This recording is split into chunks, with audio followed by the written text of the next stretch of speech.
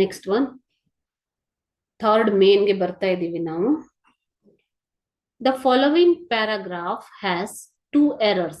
ಇಲ್ಲಿ ಎರರ್ ಇದೆ, 2 ತಪ್ಪಿದೆ, ಮಿಸ್ಟೇಕ್ ಇದೆ. Edit the paragraph and write in the answer booklet. Clues are given, clue ಕೊಟ್ಟಿರ್ತಾರೆ, ಅದನ್ನ ನೀವು ಬರಿಬೇಕು. See here the sentences. Congratulations were showered on Swami the next day.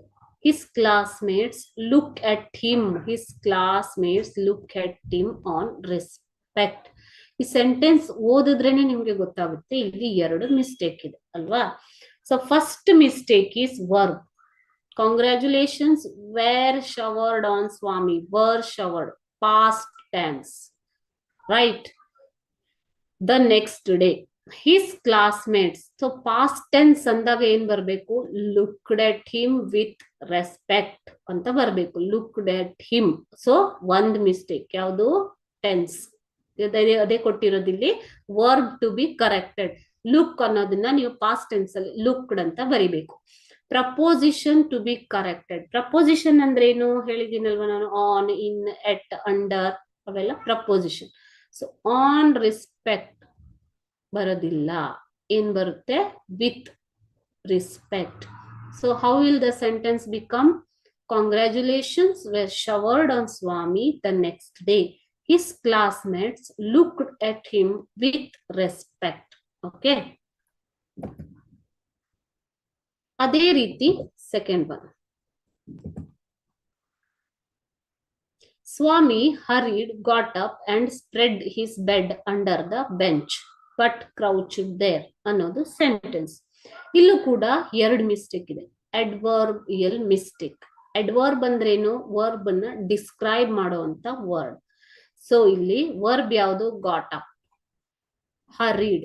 Okay, Swami ಹರಿಡ್ got up. ಹರಿಡ್ ಯಾವಾಗ್ಲೂ ನೀವು adjective adverb ನ use ಮಾಡುವಾಗ ಇಲ್ಲಿ ಹರಿಡ್ ಅಂತ ಬರೋದಿಲ್ಲ. ಸ್ಲೋಲಿ, ಫಾಸ್ಟ್ಲಿ, ಸ್ಮೂತ್ಲಿ ಅಲ್ವಾ, ಲೀ ಬರುತ್ತೆ. ಸೊ ಬರಿ ಹರಿಡ್ಲಿ ಗಾಟ್ ಅಪ್. ಸ್ವಾಮಿ hurriedly got up. This is the first mistake.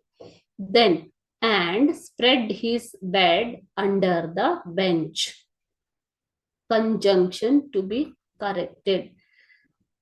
Swami hurriedly got up but crouched there.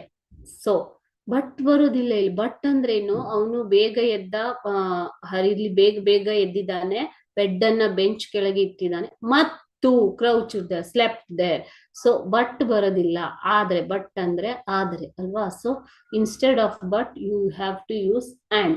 So how the sentence will become? Swami hurriedly got up and spread his bed under the bench and crouched there ಅನ್ನೋ 12th paragraph ಅಲ್ಲಿ ನಿಮ್ಗೆ ಇದೇ sentence ಇದೆ. Okay, next one. Swami's father sat gloomy. ಅವಾಗ ಅಷ್ಟೇ ನಾವು previous ಅಲ್ಲಿ ಇದನ್ನ ನೋಡಿದ್ವಿ ಸೆಂಟೆನ್ಸ್ ನ ಅಲ್ವಾ. Fill in the blanks with the correct verb. Swami's father sat gloomy gazing to the newspaper on his lap. Gloomy gazing ಅಲ್ಲ, ಇದೇ ಸೇಮ್ ಮಿಸ್ಟೇಕ್, ಅಡ್ವರ್ಬಿಯಲ್ ಮಿಸ್ಟೇಕ್. ಯಾವುದು? ಗ್ಲೂಮಿ ಬರೋದಿಲ್ಲ. Instead of gloomy we have to use gloomily gazing to the newspaper on his lap. So preposition to be corrected.